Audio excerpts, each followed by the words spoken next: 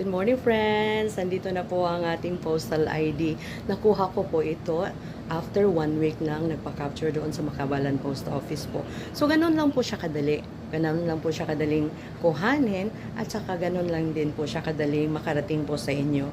Remember po, when you apply for a postal ID, wala po tayong online enrollment ng postal ID. Kailangan po tayong magpunta talaga doon sa ating capturing post office para po tayo ay makapagpa-verify ng ating mga documents, makuhanan ng signature, makukuhanan ng thumb mark, makukuhanan ng ating mga facial features po.